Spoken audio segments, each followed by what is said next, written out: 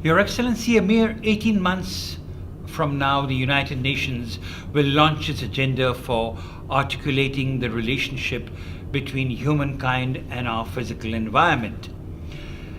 And you indicated that that agenda must be wholly universal.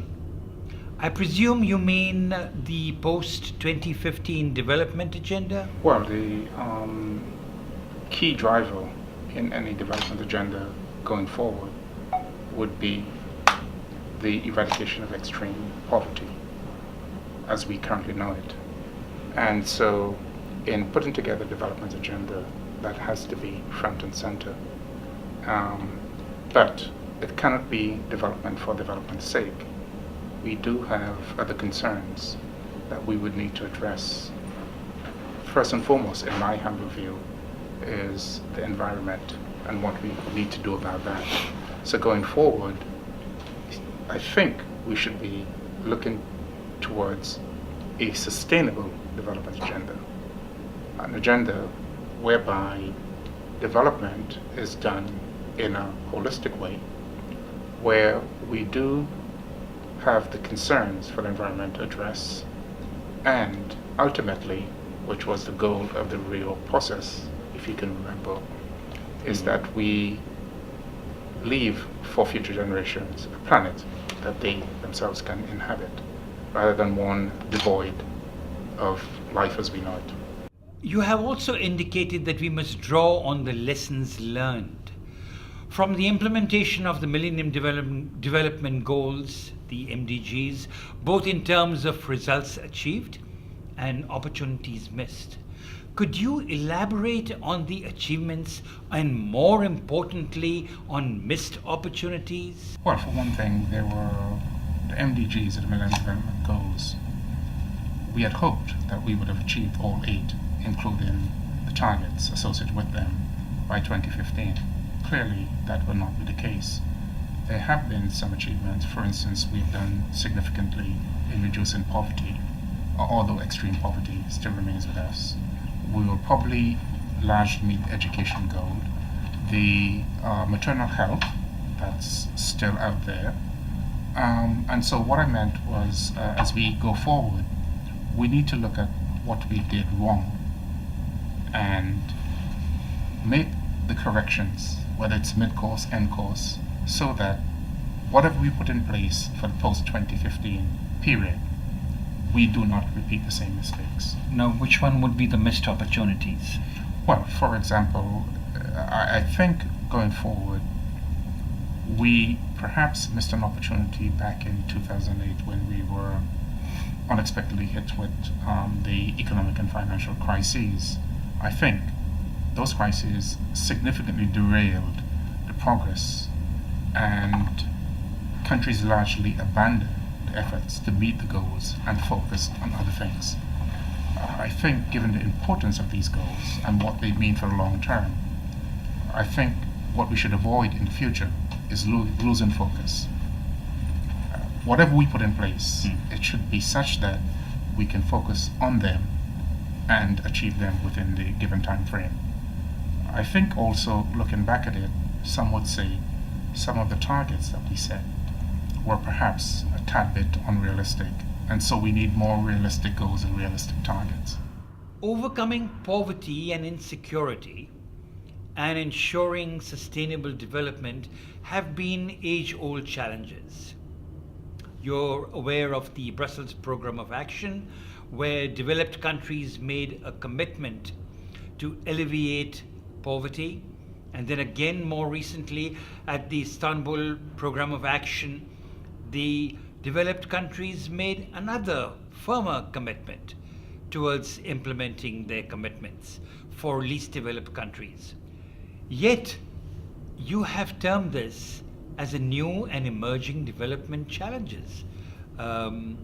I'm a little bit confused about this, particularly since these are age-old challenges.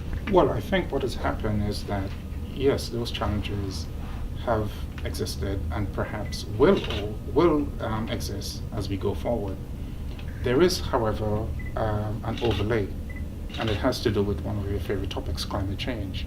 I think this has cast a new light on some of the challenges that we currently know and some that we are yet to face. We now know that if the sea rises by a certain amount, as predicted by the scientific panel, and we saw a bit of that exactly 1 year ago today here in New York City when Superstorm Sandy came ashore, Right. with almost 14 feet waves that flooded whatever and took out the power in major parts of the city. And they were saying on the news this morning that some parts have still not recovered 1 year later. So with that overlay of climate change, which is now beginning to take on a new urgency, I think the challenges will perhaps, if they're not new, will certainly be multiplied. Going back to the issue of climate change, many of the outcomes of the Rio Conference on Sustainable Development are expected to come to fruition. This is what your predecessor claimed. As you know, the conference in Rio did not bring about any tangible resolutions for small island developing states. Could you please explain what your predecessor meant by the outcome coming to fruition? Well, I think in his defense, what he was referring to was that during the 68th session and perhaps beyond, some of the outcomes will come to fruition. For example, two things that Rio pronounced on, actually three. One was the need to put in place sustainable development goals, and a process has now been put in place, and that is supposed to come to realization at the beginning of the 69th session. It also calls for a process to look at financing for sustainable development in the long term, and that process has been set up. These are both intergovernmental process, unlike the MDGs, which were developed elsewhere and then member states were asked to accept them. And the third thing, and this is getting back to one of your original supposition, with respect to small island developing states, in all fairness, Rio was not about them, but Rio endorsed a conference specifically for them, and that conference will be held at the end of August, beginning of September 2014 in Samoa. So, That's right. Looking back at the totality, I think there were some significant outcomes that are on stream and will come to fruition by September of 2014. Okay, so that's what He meant. He was more forward looking. So you have declared the theme of the 68th session as well as that of the annual general debate of the General Assembly to be the post-2015 development agenda, and you've added to that setting the stage. As the President of the General Assembly, how are you setting the stage for the road ahead, especially in terms of the climate agenda, and especially in terms of the meeting in Paris for climate talks? I don't think any President of the General Assembly can do that in terms, if you're referring to the climate agenda. Back in the late 80s, the General Assembly took a decision to set up a negotiating track. That is the UN CCC, UNFCCC. So the negotiations are held outside of the General Assembly, and a decision was taken to have in place a comprehensive agreement by 2015. But that is a parallel track. That has nothing to do with the post-2015 development agenda. But I think both you and I would be naive if we weren't paying attention to what's happening in that track, because you have the same set of member states, and it's unlikely they will move forward elsewhere and lag significantly somewhere else. So even though the climate change negotiations are proceeding elsewhere, the same member states are participating there as well as here in putting together this development agenda. But towards the road to, say, Paris, isn't climate agenda a priority with the post-2015 development agenda? The climate agenda, is that an overarching priority? Well, I mean, I don't. If the question is, will the General Assembly be sitting here in New York deliberating on what's happening first in Peru next year, Lima maybe, and then later, a year later in Paris? No, but yes, they would certainly be keeping an eye on progress there, and that could affect some of the discussions here. So yes, so there is a link, but I think the link is more casual rather than direct. As part of the Organization of Eastern Caribbean States, the Caribbean Community, and your own regional group, the Group of Latin American and Caribbean States, what are your concerns about the impact of climate change on developing countries, particularly the small island developing states? Well, you flatter me. I don't think that they're looking to me. There is, of course, a chair of AOSIS who, takes care of those issues. But the larger point, is climate change a concern? Obviously it is. Obviously. I am from a small island developing state, Antigua and Barbuda, and I used to be heavily involved in the climate change negotiations. I was, when I left in 2010, I was the chair of the ad hoc working group on the Kyoto Protocol. But now, as President of the General Assembly, I cannot be involved in the specific issue. But yes, I am mindful of what goes on in the negotiations. And as a matter of fact, I will be in Warsaw to address the opening of the high-level segment. Okay. My next question is, you have advocated 3 thematic debates: the role of partnership, ensuring stable and peaceful societies, and water, sanitation, and sustainable energy in the post-2015 development agenda. Where do you position climate change in the post-2015 agenda? As I said, as President of the General Assembly, I try not to be beholden to a specific interest group. But having said that, again, we do have to be careful.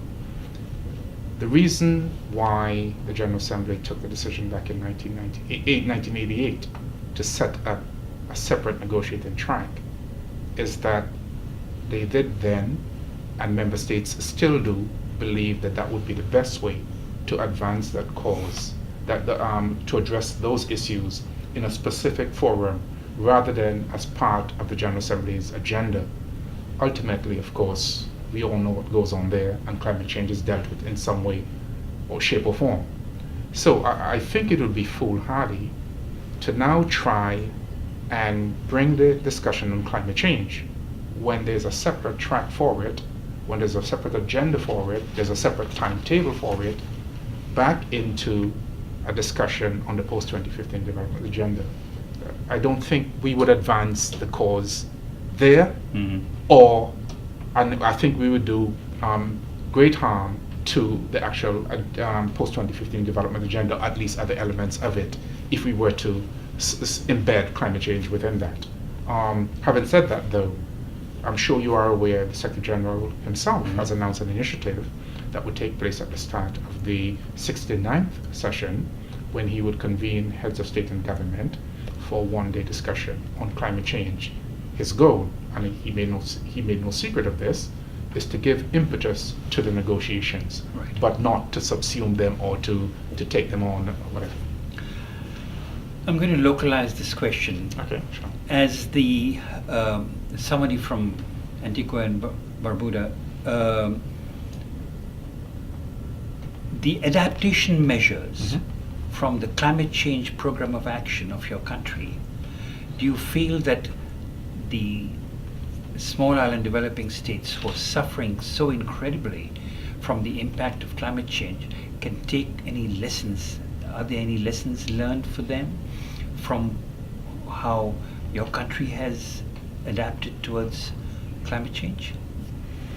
Well, we won't talk about mitigation, we'll talk about adaptation mainly. No, well, I think the question of adaptation is not country specific. It's the measures, of course, would have to be applied over a long term. Right. And one of the things that has bedeviled adaptation, at least the implementation of it, has been the lack of funding. Now, having said that, several funding streams have been set up, including through the Global Environment Facility. And of course, we now know that plans are in place to have this climate fund. Yes. That is supposed to be how many billions by 2020. Whether or not it will actually get there, we will see in due course. So there's some inherent problems, but countries are taking actions, perhaps small steps. We in the Caribbean are somewhat fortunate, unlike our colleagues in the Pacific, where you have atolls very low lying, and some cases below sea level. We tend to be tops of volcanoes, so we have a higher profile. And so the urgency, although it does exist, I think it's you get a different perspective when one looks at what happens in the Pacific rather than what happens in the Caribbean as far as sea level rise would. Right. You have enumerated the underlying themes of your presidency: contribution of women, the young, and civil society, human rights and the rule of law, and the contribution of South-South and triangular cooperation for development to the post-2015 development agenda. Based on the commitments made by developed countries at the Istanbul Programme of Action, what is your expectation from these countries towards least developed countries, towards the vulnerable countries? Do you see a North-South dialogue? Well, to be fair, it would be, I think, a bit incorrect to make a blanket statement about commitments and who have kept them. I mean, it is true across the board, developed countries have not That's right. lived up to their commitments. But if one looks at least some of them, particularly the Nordic countries, they have exceeded Yes. their particular commitments. So one has to be careful about making a blanket statement about commitments. But overall, that is true. As a group, they have fallen far short of the commitments they have made, and they probably will make future commitments which we know they will not keep. But that is not to say then that one should simply give up hope. I think those commitments are needed, and certainly none of my colleagues in the developing country group, they will certainly insist upon them. But increasingly, it is beginning to be seen as just one element in a broader funding package that countries have to look at. And even though we have been slow to accept this, more and more countries are going to have to depend on their own domestic resources to implement their development activities. Now, do you see an imbalance between North-South dialogue and your emphasis on the success of South-South cooperation? Well, that's an interesting question. What I think has happened is that there are two things. There is the South-South, which you have alluded to, and there is the North-South, and there's a triangular cooperation. Both are proceeding, but I think more and more you're beginning to see South-South come into the fore. And perhaps in the long term, that was what we should have expected.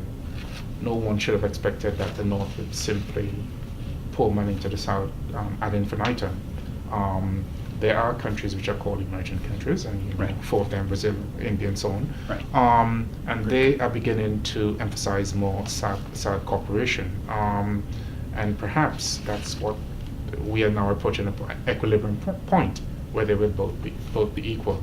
I don't think either one should dominate. And I don't think the North-South triangular cooperation should disappear. And there fears that is where we're headed. But I think each have an important role to play, and as part of a greater cooperation effort, you should have both. Okay. Your Excellency, now a very important question for you. You have called for reform to revitalize the General Assembly and its work program. What exactly do you mean? I did preface that by saying that any organization that does not reform simply withers on the vine and dies. You cannot have an organization, particularly one as large as this one, and certainly one that has such an important role to play, where every member state, irrespective of its size, has a voice, and more importantly, when it comes to voting, a single vote. In other words, Antigua and Barbuda's vote counts the same as that of the United States whenever we're in the General Assembly. It's different, of course, in the Security Council. But you simply can't be doing business the same old way, day in and day out. You have to adapt, and to adapt, you have to reform. So it was it's a broad brush view of the organization, the need for it to adapt to current and emerging times, and to do so, it has to reform and to constantly reform. So it has what to are be you a state of reform. So what are you specifically asking in terms of reform? Because it's a very important call that you're calling on the United Nations to reform. So what you're actually saying is that it desperately needs to be reformed, otherwise it'll fail in several different aspects of its working. Well, I wouldn't say it desperately needs. I'm saying that reform ought to be part of the way we do business. For example, there is absolutely no reason why we should keep adding new programs without examining the impact of those that we have agreed to and whether or not they're still viable. So that's one way in which we could reform. A second way is, and this will be forced upon us if we don't address it, we simply have less money to do more things. And so we're going to have to establish priorities. And to do that, you're going to have to do things differently or more efficiently. And hence, some sort of reform is needed. Last week on the debate on NEPAD, you said something to the effect that experts now agree that Africa offers the most promising prospects for economic growth in the world, with sub-Saharan Africa as the second fastest growing region. As you and I and all of us know, the sub-Saharan region has suffered from severe constraints, and many countries are still nowhere close to achieving the Millennium Development Goals. And lack of political governance is creating instability. Do you truly believe that NEPAD is a success, considering that it has marginal representation at the United Nations and a lack of advocacy and outreach programs? Well, but there are several different things. The economic growth aspect, which is what I was referring to, happens to be true. Well, but there are other constraints, governance, and you pointed to some of them, and perhaps having a voice on the international plane. Those constraints still exist. I wasn't addressing them, but clearly as we go forward, they would need to be addressed. So you do feel that the efforts of NEPAD are not completely successful in terms of their goals that they've set? No, what I'm saying is that... In what way is NEPAD successful? That's what I was trying to aim. Well, for example, as a body focused on the development of Africa, I think it has made great strides. They have put in place this voluntary mechanism. It's now 10 years old. I think they told me about 33 countries have signed on to, where they look at a variety of issues affecting countries, and they make these reports, and they're an independent body. So they're free from political interference. So I think they're putting in place a number of mechanisms which will ultimately benefit not only the continent as a whole, but the individual countries. Okay. Your Excellency, I would like you to give some thought and a message to the young people that Media Global and Unearthed News are bringing from all over the world towards climate education. We are creating courses on development issues, on journalism issues, as well as on climate change, towards a consolidated and comprehensive program on climate change. Would you share your views on this? Well, no, I think it's a noble effort, and I think it's one that you should continue, and you should be encouraged to continue it.